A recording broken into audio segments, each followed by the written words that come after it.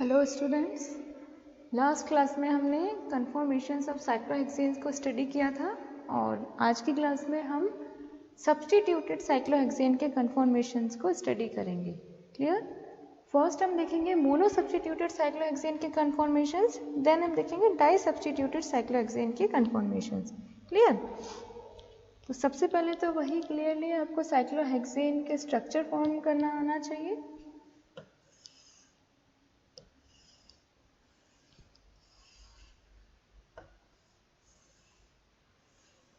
ये हमारा साइक्लोहेक्सेन का स्ट्रक्चर है। इसके अंदर एक्सियल एंड इक्वेटोरियल बॉन्ड्स को आपको आ चुका होगा रिप्रेजेंट करना। ठीक है, आज अपन केवल सब्स्टिट्यूएंट लगा रहे हैं। देखिए, मान लीजिए कि हम क्या करते हैं, पहले नॉर्मल साइक्लोहेक्सेन अनसब्स्टिट्यूटेड साइक्लोहेक्सेन की बात कर रहे हैं। ठीक है, यहाँ पे अनसब्स्टिट्यूटेड साइक्लोहेक्सेन के ये बॉन्ड्स हैं।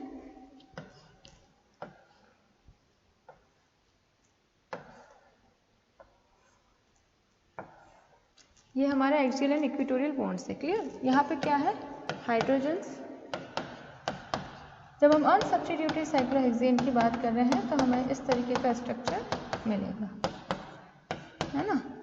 यहाँ पे हम देख रहे हैं कि ये जो हाइड्रोजन्स है एक्सियल वाले, एक्सियल हाइड्रोजन्स की तरफ देखिए। ये हमारा ये जो एक्सियल हाइड्रोजन है, कार्बन नंबर 1 का एक्सियल हाइड्रोजन और कार्बन नंबर 3 का एक्सियल हाइड्रोजन, नंबरिंग कर देते हैं। ये कार्बन नंबर 1 है, ये कार्बन नंबर 2 है, कार्बन नंबर 3, 4, 5, 6। ठीक है, अच्छा, यहाँ पे आप देखेंगे कि ये जो कार्बन नंबर 1 के जो एक्सियल हाइड्रोजन है वो कार्बन नंबर 3 के एक्सियल हाइड्रोजन से इंटरेक्ट हो सकता है। क्लियर? उसी तरीके से कार्बन नंबर 3 का हाइड्रोजन कार्बन नंबर 5 के हाइड्रोजन से। क्लियर? अच्छा, तो ये तीनों हाइड्रोजन के बीच में स्टेरिकली इंटरेक्शन प्रेजेंट है। क्लियर? इसी तरीके से डाउनवर्ड्स के अंदर देखिए, साइक्लोहेक्सेन के इसी कन्फॉर्मेशन में डाउनवर्ड्स मूवमेंट करिए। देखिए, ये वाला जो एक्सियल हाइड्रोजन है कार्बन नंबर 2 का, then axial hydrogen of carbon number 6 and then axial hydrogen of carbon number 4। इन तीनों एक्सियल हाइड्रोजन के बीच में भी क्या है, स्टेरिक इंटरेक्शन है। क्लियर? तो यहाँ पे ये इंटरेक्शन आपको पता होना चाहिए। ठीक है, अब मैं क्या कह रही हूँ, आपको सब्स्टिट्यूटेड साइक्लोहेक्सेन के कन्फॉर्मेशंस बनाने हैं अपने को। क्लियर? तो हम क्या करते हैं, केवल ये जो कन्फॉर्मेशन है उसी के अंदर मैं क्या करती हूँ, ये जो हाइड्रोजन है उसको सब्स्टिट्यूट कर देती हूँ किसी अदर ग्रुप से। क्लियर? देखिए, जब ओनली हाइड्रोजन है तो इतना स्टेरिक इंटरेक्शन, केवल स्टेरिक इंटरेक्शन होगा। ठीक है, कोई क्राउडिंग नहीं है, किसी भी तरीके का रिपल्शन यहाँ पे नहीं होगा क्योंकि साइक्लोहेक्सेन का कन्फॉर्मेशन है। और हाइड्रोजन जो है वो कैसा ग्रुप है, स्मॉलर ग्रुप है। हाइड्रोजन जो है वो कैसा ग्रुप है, स्मॉल ग्रुप है। तो स्मॉल ग्रुप के प्रेजेंस में इतना स्टेरिक हिंड्रेंस डेवलप नहीं होगा, किसी तरीके की क्राउडिंग अकर नहीं होगी। ठीक है, लेकिन एट द सेम टाइम हम क्या करते हैं, एक एक्सियल हाइड्रोजन को रिप्लेस कर देते हैं एनी अदर ग्रुप से। ठीक है, क्राउडेड ग्रुप से, लार्ज ग्रुप से, बल्कि ग्रुप से। ठीक है, let's say here we can replace the axial hydrogen by methyl group. ठीक है, इस एक्सियल हाइड्रोजन को मैं रिप्लेस कर देती हूँ मिथाइल ग्रुप से। ठीक है, तो अब इस पूरे कन्फॉर्मेशन के ऊपर क्या इफेक्ट पड़ेगा यही अपन को देखना है। क्लियर? अच्छा, ये मिथाइल ग्रुप आपको इस तरह से दिखाई दे रहा है, लेकिन ये एक्चुअल में CH3 दिखाई दे रहा है, लेकिन ये एक्चुअल में किस तरह से प्रेजेंट होता है, इसके जो ये बॉन्ड्स हैं 21, इसको अगर मैं बनाती हूँ ओपन करके तो मैं इसे कैसे बना सकती हूँ। देखिए, ये हमारा कार्बन है, ये कार्बन का ये हाइड्रोजन नंबर 1, हाइड्रोजन 2 और ये हाइड्रोजन 3। ठीक है, पूरा टेट्राहेड्रल अरेंजमेंट बनाना है हमें इसका। ठीक है, 109 डिग्री 28 इंचेस को ध्यान में रखते हुए। क्लियर? तो 109 डिग्री 28 इंचेस को ध्यान में रखते हुए एक बॉन्ड इधर आएगा, एक बॉन्ड इधर, तीसरा बॉन्ड इधर की तरफ। ठीक है,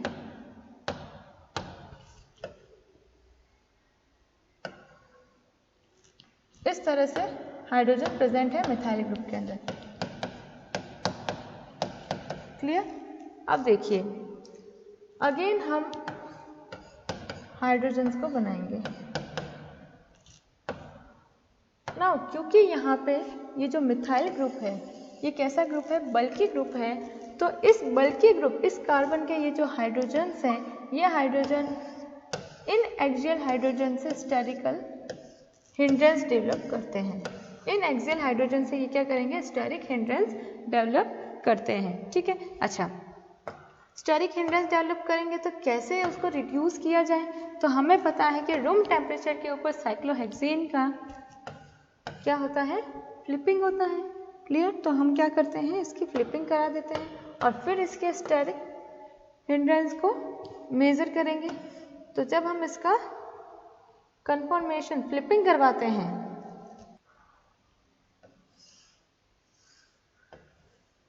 तो अगेन हमें इसका मिरर इमेज मिलेगा। हमने क्या किया है यहाँ पे देखिए, ये जो कार्बन है इस कार्बन को नीचे लेकर आए हैं, ये कार्बन नीचे आया है रिंग फ्लिपिंग के प्रोसेस में और ये वाला कार्बन ऊपर की तरफ गया है। ठीक है ना। तो ये वाला जो कार्बन है, कार्बन नंबर 1 जिसे हमने रिप्रेजेंट किया था, ये जो कार्बन नंबर 1 है, ये कार्बन नंबर अब कहाँ आ गया है, 1 दिस वन, इस जगह पे। ठीक है। तो यहाँ पे हम इसका बॉन्ड बनाएंगे। अच्छा रिंग फ्लिपिंग होती है तो क्या होता है, आपको बता चुकी हूँ पहले कि axial become equatorial and equatorial become axial. जब रिंग की फ्लिपिंग होगी तो एक्सियल इक्वेटोरियल में कन्वर्ट हो जाएगा और इक्वेटोरियल बॉन्ड जो है वो एक्सियल बॉन्ड में कन्वर्ट हो जाएंगे। क्लियर। तो यहाँ पे मिथाइल ग्रुप आ जाएगा, देन हियर अनदर हाइड्रोजन से देन ऊपर देन डाउनवर्ड। ठीक है, जैसे कल हमने सीखा था बिल्कुल वैसे ही मिथाइल ग्रुप को लगा देते हैं। ये इक्वेटोरियल मिथाइल ग्रुप, यहाँ पे इक्वेटोरियल हाइड्रोजन।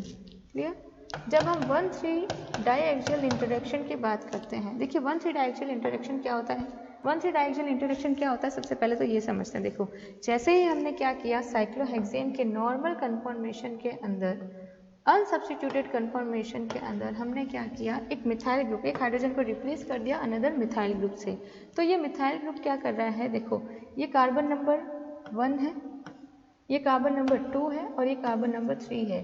तो जो पहला कार्बन का एक्सियल बॉन्ड है वो नंबर 3 कार्बन के एक्सियल बॉन्ड से स्टेरिकली इंटरेक्टेड होता है। क्लियर। देखिए ये वाला नंबर 3 कार्बन का जो बॉन्ड है, एक्सियल बॉन्ड है, वो स्टेरिकली इंटरेक्टेड है नंबर 1 कार्बन के। ठीक है। सिमिलर ये जो कार्बन नंबर 4, 5 और कार्बन नंबर 5 का जो हाइड्रोजन है वो भी क्या है, स्टेरिकली इंटरेक्टेड है।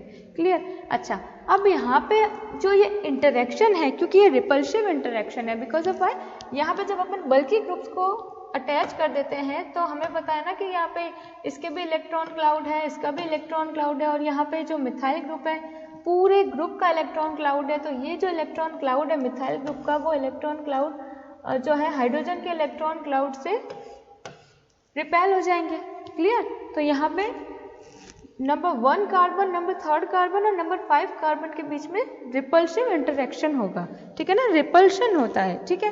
तो इसी रिपल्शन को क्या बोला जाता है, 1,3 डाई एक्सियल इंटरेक्शन। इसी इंटरेक्शन को क्या बोला जाता है, 1,3 di axial interaction. That means जो एक्सियल बॉन्ड्स हैं नंबर 1 कार्बन और नंबर 3 कार्बन के बीच में, जो एक्सियल बॉन्ड्स हैं उनके बीच में जो स्टेरिक रिपल्सिव इंटरेक्शन है उसी को क्या बोला जाता है, 1,3 डाई एक्सियल इंटरेक्शन। क्लियर। अच्छा अब हम इस नंबर 1 कार्बन और नंबर 3 कार्बन के बॉन्ड को तो चलो हमने बोल दिया 1,3 डाई एक्सियल इंटरेक्शन।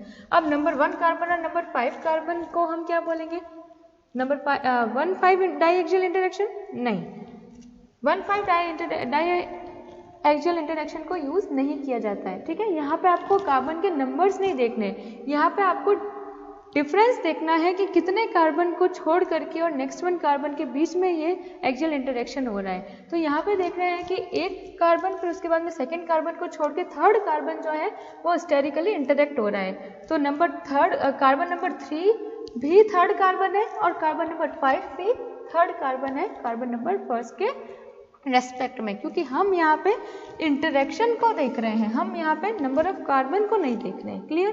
तो यहाँ पे नंबर 1 कार्बन नंबर 1 और कार्बन नंबर 3 के बीच में डाइएक्सियल इंटरेक्शन है, प्लस कार्बन नंबर 1 और कार्बन नंबर 5 के बीच में भी कैसा 1,3 डाइएक्सियल इंटरेक्शन है।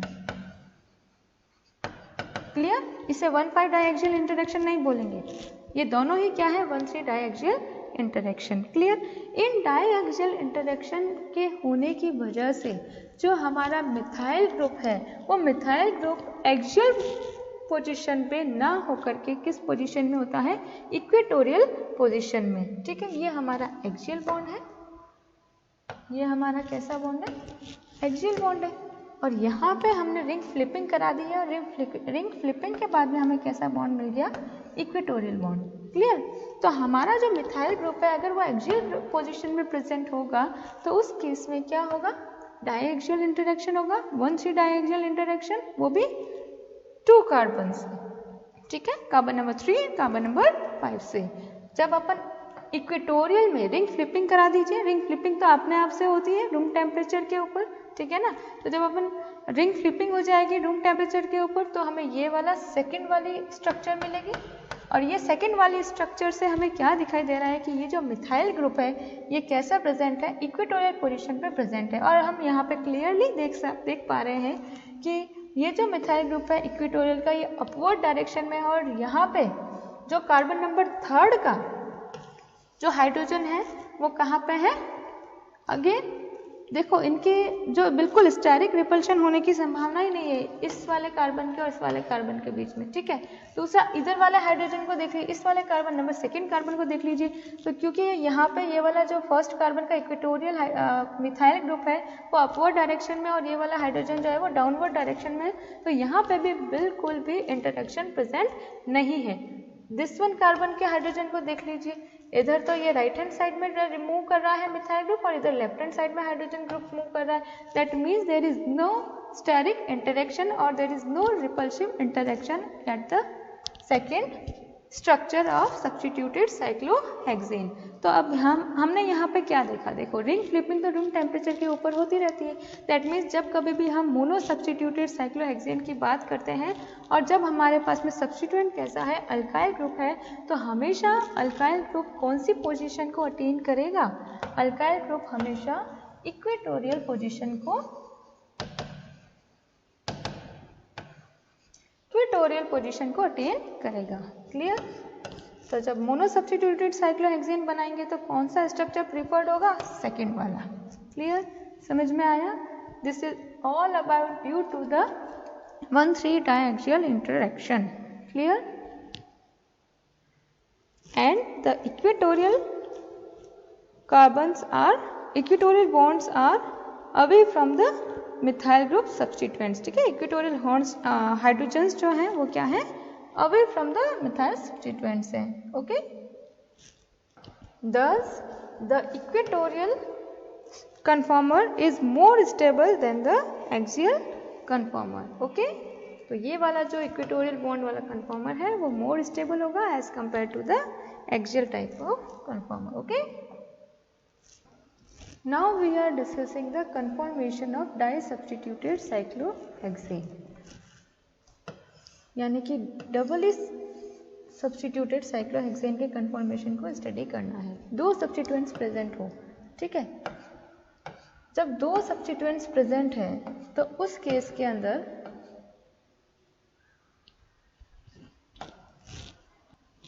हमें कितने कन्फॉर्मेशंस मिल सकते हैं वो देखते हैं। ठीक है, यहाँ पे देखिए एक सब्स्टिट्यूएंट को मैं यहाँ लगा देती हूँ और अनदर को मैं यहाँ लगा देती हूँ। ठीक है, मिथाइल से सब्स्टिट्यूट कर रहे हैं हम हाइड्रोजन को, यहाँ पे मिथाइल ग्रुप, यहाँ पे अगेन मिथाइल ग्रुप। ठीक है, दोनों सब्स्टिट्यूएंट लगा दिए। देखो एक पॉसिबिलिटी तो ये हो सकती है, दूसरी पॉसिबिलिटी क्या हो सकती है, 2 डाई सब्स्टिट्यूटेड साइक्लोहेक्सेन की फर्स्ट पॉसिबिलिटी तो क्या है, कार्बन नंबर 1 और कार्बन नंबर 2 पे दोनों मिथाइल ग्रुप प्रेजेंट है। ये देखो नंबरिंग कर लेते हैं, 1 2 3 4 5 6, कार्बन नंबर 1 और कार्बन नंबर 2 पे मिथाइल ग्रुप या फिर सब्स्टिट्यूएंट्स प्रेजेंट है। ठीक है, अनदर पॉसिबिलिटी क्या हो सकती है, एक और पॉसिबिलिटी है, देखिए एक और पॉसिबिलिटी है हमारे पास में कि हम क्या कर सकते हैं, कार्बन नंबर 3 पे अनदर ग्रुप ले आए। कार्बन नंबर 3 पे हमने मिथाइल ग्रुप लिया। क्लियर। फर्स्ट तो हो सकता है कि कार्बन नंबर 1 और कार्बन नंबर 2 पे दोनों सब्स्टिट्यूएंट्स प्रेजेंट हैं। क्लियर। दूसरी पॉसिबिलिटी क्या हो सकती है, कार्बन नंबर 1 और कार्बन नंबर 3 पे 2 सब्स्टिट्यूएंट्स प्रेजेंट है। ठीक है। कोई और पॉसिबिलिटी पॉसिबल है? बिल्कुल पॉसिबल है। हम कार्बन नंबर 4 पे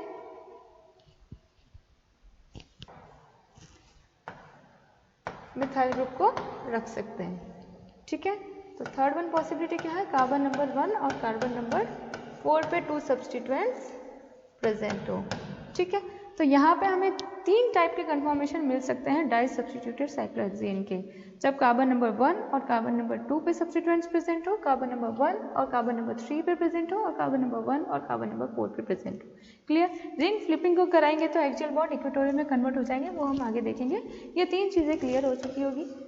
ठीक है। अब आप कहेंगे कार्बन नंबर 6 पे रख लीजिए, कार्बन नंबर 5 पे भी रख लीजिए। तो कार्बन नंबर 6 पे अगर मैं नेक्स्ट ये वाला मिथाइल ग्रुप रखती हूँ तो अगेन ये 1 और 2, क्योंकि यहाँ पे क्या है, सारे कार्बन एक जैसे हैं। ठीक है। ये क्योंकि मिथाइल ग्रुप यहाँ पे लगा है, अगर मैं यहाँ पे लगाती हूँ और यहाँ पे मिथाइल ग्रुप लगाती हूँ, बात तो एक ही हो गई ना।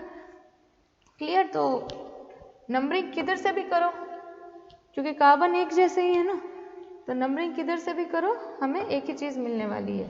क्लियर। तो हमें 3 टाइप के ही कन्फॉर्मेशंस मिलेंगे, तीन तरह के ही मॉलिक्यूल्स मिल सकते हैं। सॉरी, कन्फॉर्मेशंस नहीं, 3 टाइप के ही मॉलिक्यूल्स मिल सकते हैं डाई सब्स्टिट्यूटेड साइक्लोहेक्सेन के। ठीक है। एक तो कार्बन नंबर 1 कार्बन नंबर 2 पे सब्स्टिट्यूएंट्स प्रेजेंट हो, देन 1 और 3 पे, देन 1 एंड 4 पे। क्लियर। फर्स्टली हम डिस्कस करेंगे कार्बन नंबर 1 और कार्बन नंबर 2 पे मिथाइल ग्रुप्स प्रेजेंट है। ठीक है। इसका नाम क्या हो जाएगा, यहाँ पे कार्बन नंबर 1 है, यहाँ पे कार्बन नंबर 2 है, नेम क्या हो जाएगा इसका, 1,2 dimethyl cyclohexane. 1,2 dimethyl cyclohexane. Clear. अब फर्दर ये भी 2 फॉर्म्स में प्रेजेंट हो सकता है। 2 फॉर्म्स कौन सी, क्योंकि कन्फॉर्मेशन से देख रहे हैं अपन, एक तो फॉर्म सिस होगी, दूसरी फॉर्म ट्रांस होगी। ठीक है। अब इस सिस एंड ट्रांस फॉर्म हमें कैसे मिलेगी, जब हम इसे अरेंज करेंगे, रिंग फ्लिपिंग कराएंगे और हमें इसे अरेंज करेंगे एक्सियल एंड इक्वेटोरियल पे। देखो यहाँ पे फर्दर हमारे पास में 3 पॉसिबिलिटीज़ है। इसी 1,2 डाइमिथाइल साइक्लोहेक्सेन के कन्फॉर्मेशंस के अंदर हमारे पास में 3 पॉसिबिलिटीज़ है। एक तो दोनों बॉन्ड एक्सियल एंड एक्सियल में प्रेजेंट हो जाए। ठीक है। दोनों बॉन्ड एक्सियल और एक्सियल बॉन्ड, दोनों सब्स्टिट्यूएंट्स जो है वो एक्सियल एंड एक्सियल बॉन्ड्स के ऊपर लग जाए। दूसरी पॉसिबिलिटी क्या है, दोनों बॉन्ड्स इक्वेटोरियल पे लग जाए। थर्ड वन पॉसिबिलिटी क्या हो जाएगी, एक्सियल एंड इक्वेटोरियल पे लग जाए। तो 3 तरीके के हमें स्ट्रक्चर्स मिल सकते हैं यहाँ पे। ठीक है। एक तो axial, equatorial and axial and equatorial, तीनों को अपन बना के देखते हैं। क्लियर। तो हमें इस तरीके से 3 तरीके की स्ट्रक्चर्स मिल जाएगी। यहाँ पे फर्स्ट वन में हमने क्या किया है, दोनों मिथाइल सब्स्टिट्यूएंट्स को कहाँ रखा है, एक्सियल एंड एक्सियल बॉन्ड्स पे, जबकि फर्स्ट ये हमारी फर्स्ट स्ट्रक्चर हो जाएगी। जबकि सेकेंड स्ट्रक्चर के अंदर हमने क्या किया है, दोनों मिथाइल ग्रुप्स में से एक मिथाइल ग्रुप को कहाँ रखा है हमने, इक्वेटोरियल पोजीशन में, देन सेकेंड मिथाइल ग्रुप को हमने कहाँ रखा है, एक्सियल पोजीशन में। Clear. Then third one structure के अंदर देखिए, यहाँ पे हमने दोनों मिथाइल ग्रुप्स को कहाँ रखा है, इक्वेटोरियल पोजीशन पे। क्लियर। यहाँ तक क्लियर हुआ। देन आगे फर्दर देखिए, फिर से आ जाइए स्ट्रक्चर नंबर फर्स्ट पे। यहाँ पे हम क्या देख रहे हैं, एक मिथाइल ग्रुप कहाँ है, अपवर्ड से, दूसरा मिथाइल ग्रुप कहाँ है, डाउनवर्ड से, यानी कि अप डाउन वाला सिचुएशन है। क्लियर। तो यहाँ पे हमें क्या मिल रहा है, transform. Clear. Structure number second पे आइए। यहाँ पे जो इक्वेटोरियल बॉन्ड है वो कहाँ, किसकी तरफ जा रहा है, डाउनवर्ड्स। और यहाँ पे ये जो मिथाइल ग्रुप है नेक्स्ट, ये भी कहाँ जा रहा है, डाउनवर्ड्स। तो डाउन डाउन हो जाएगा। यहाँ पे हमें कैसे फॉर्म मिल रही है, cis form. Then structure number third पे आ जाइए। इक्वेटोरियल बॉन्ड्स, जब हमने इक्वेटोरियल पोजीशन के ऊपर मिथाइल सब्स्टिट्यूएंट्स को लगाया तो हमें क्या दिख रहा है, ये मिथाइल ग्रुप कैसा है, डाउनवर्ड्स है, जबकि अनदर मिथाइल ग्रुप कैसा है, अपवर्ड्स है। तो अप डाउन वाली सिचुएशन मिल रही है हमें, दैट मीन्स हमें यहाँ पे क्या मिल रहा है, ये ट्रांसफॉर्म मिल रही है। क्लियर? तो इस कंप्लीट स्ट्रक्चर को अगर अपन एनालाइज करते हैं तो हमें क्या दिख रहा है, देखिए यहाँ पे हमें 2 ट्रांसफॉर्म मिली है और एक क्या है, सिस फॉर्म मिली है। हमें पता है कि ट्रांसफॉर्म जो है मोर स्टेबल होती है as compare to cis form. Clear? अब यहाँ पे देखिए, दैट मीन्स ये तो हो जाएगा लीस्ट स्टेबल, तो स्ट्रक्चर नंबर सेकेंड में क्या हो जाएगा, लीस्ट स्टेबल।